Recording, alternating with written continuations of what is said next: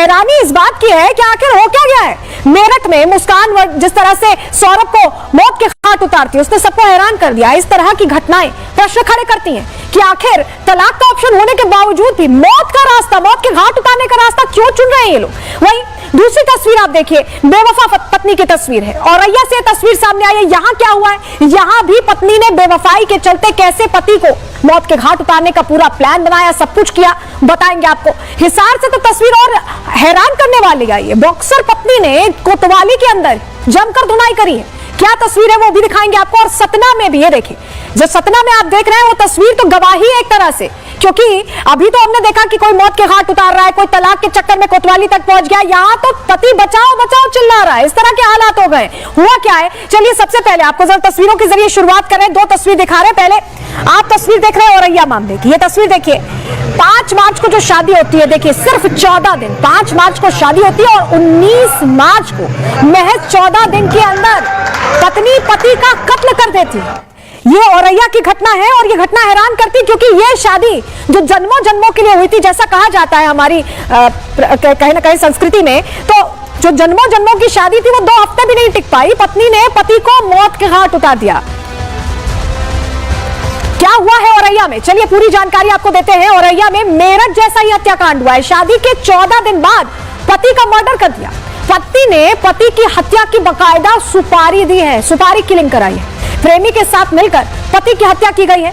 5 मार्च को प्रगति और दिलीप की शादी हुई थी, हमने आपको तस्वीर भी दिखाई। और 19 मार्च यानी महज 14 दिन बाद दिलीप को गोली मार दी गई। सुपारी किलर ने दिलीप को गोली मारी, बकायदा कॉन्ट्रैक्ट दिया था पत्नी ने। सोचिए, इलाज के दौरान दिलीप की मौत हो गई। उसे अस्पताल ले जाया गया, लेकिन इलाज के दौरान उसकी मौत हो गई। महज 14 दिन। आप सोचिए, ना शादी करना भी चुन सकती थी ये महिला, लेकिन इसने मौत के घाट उतारना चुना। परिवार क्या कह रहा है, सुनिए। बरसात परिवार के कुछ लोग मौजूद, उनसे बात करते हैं। सर, कैसे ये पूरी घटना हुई, चूंकि आप लोग परिवार के ही हैं, और क्या जबरन शादी कराई गई थी?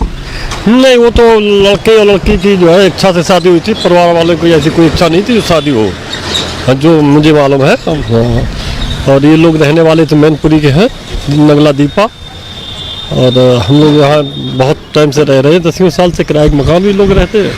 तो हम लोगों का आपसी संबंध बढ़िया है, पारिवारिक जैसे संबंध है। तो परिवार वालों की इच्छा नहीं थी कि ये शादी हो, लेकिन वो बच्चे की शादी पूरी सहमति से शादी हुई। अच्छा, क्या इन दोनों की सहमति से? क्योंकि कई जगह ये स्टेटमेंट आ रही है कि जो शादी है ये जबरन कराई गई थी, उसका मन नहीं। ऐसा तो कुछ भी नहीं है। जो शादी हुई है ये अपनी मर्जी से शादी हुई थी। इन लोगों का प्रेम प्रसंग था, जो भी था, मर्जी से शादी हुई थी। लड़के के परिवार वाले भी एग्री नहीं थे शादी के लिए, लेकिन फिर लड़के की मर्जी को देखते हुए पर वो एग्री हो गए। उसके बाद इस तरह की घटना को अंजाम दे दिया गया, तो बड़ा आश्चर्यजनक। इससे बड़ी घटना क्या हो सकती है भाई? आदमी किस पे भरोसा करेगा फिर? लड़का बहुत ज्यादा ही सीधा था, वो भोला था, वो अपने भोलेपन का शिकार हो गया।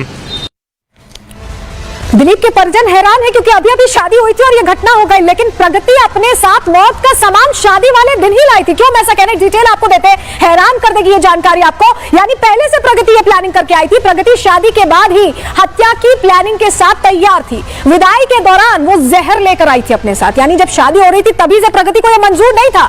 दिलीप के खाने में उसने जहर मिलाया था, एक अटेम्प्ट वो कर चुकी थी। खाने में बदबू आने पर दिलीप ने वो खाना नहीं खाया और ऐसे में उसकी जान बच गई। मायके जाकर प्रेमी के साथ मिलकर उसके बाद उसने दूसरे राउंड में सुपारी दी है।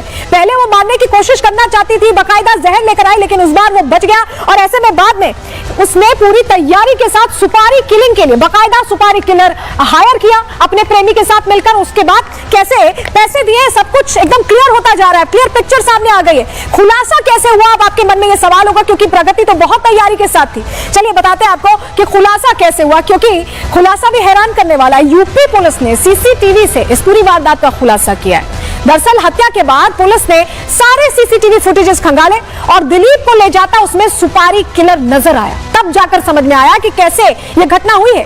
खेत में ले जाकर दिलीप को गोली मारी थी सुपारी किलर ने, और पुलिस ने शूटर और प्रगति के प्रेमी को अरेस्ट कर लिया है। शूटर जिसको सुपारी दी गई थी और प्रगति के प्रेमी, दोनों को पकड़ा गया है। सीसीटीवी फुटेज के आधार पर यह पूरा केस सॉल्व हो पाया है। नहीं तो ऐसा ही लगता कि कोई घटना घट गई, किसी ने मार दिया प्रगति के पति को। जरा ये तस्वीर देखिए, ये तस्वीर आपके लिए देखना इसलिए जरूरी है क्योंकि आप देख रहे हैं ट्रिपलिंग करके जा रहे हैं। ये देखिए, इसमें शूटर के साथ बकायदा प्रगति का जो साथी है वो भी मौजूद है और ये तस्वीर एक तरह से पूरे मामले को सॉल्व करने में की रोल प्ले करती दिखाई दी है, क्योंकि यहां साफ तौर पर खुलासा हो गया कि कैसे दिलीप को सुपारी किलर अपने साथ ले जा रहा है, खेत में ले जाकर गोली मारी गई थी। तो आप अगर सोच रहे हैं कि ये इकलौता मामला है, तो नहीं, ये घटना एक सामने आई। अब आगे बढ़ रहे हैं, अगली तस्वीर तो आपको और हैरान करेगी, क्योंकि आप समझिए पुलिस ने पूरा ये जो पूरा घटनाक्रम है इसे डिकोड कैसे किया, सुनिए।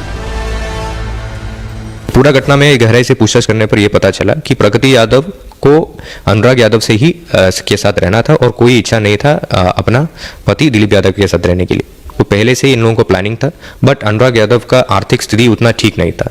तो प्राइमरी मोटिव ये था कि शादी के बाद अगर पति का देहांत हो जाता है तो उनका जो संपत्ति है, जो उनके जो हिस्सा है प्रॉपर्टीज में, वो मिल जाता है और वो मिलने के बाद अपना प्रेमी के साथ सुकून से एक जीवन जी सकता है। तो इसी को लेके उन्होंने पूरा प्लानिंग किया और ये घटना घटित किया। तो औरैया का तो पूरा खुलासा आपने देख लिया, लेकिन अभी हमने कहा था कि पुलिस ने औरैया मामले में बड़ी जानकारी दी कि कैसे 7 साल सही समय रहा है। फिर अभी 8वें साल से पिताजी की डेथ होने के बाद उसने मेरे से 10 लाख रुपए की डिमांडिंग की, मुझे 10 लाख रुपए दे दो, नहीं तो मैं तुमको झूठे केस में फंसा दूंगी। उसी के अंतर्गत मैंने ये वीडियो बनाना शुरू किया। आए दिन मेरे साथ मारपीट भी करती है और 25 अक्टूबर को इसने मेरे साथ काफी मारपीट की और उसको लेकर मैं थाने में आया। वही वीडियो मैंने कल इंस्टाग्राम में पोस्ट किया हुआ है और पिताजी की डेथ के बाद ही इसने ये सब कदम उठाए हैं कि मेरे को आए दिन प्रताड़ित करती है कि मुझे 10 लाख रुपए दे दो, नहीं तो तुम्हारे परिवार को केस में फंसा दूंगी। तो सतना की एक खबर आपने देख ली, इससे पहले हमने औरैया का मामला दिखाया और अब आपको लिए चलते हैं हरियाणा के हिसार। यहां पर भी पत्नी की दबंगाई पति पर दिखाई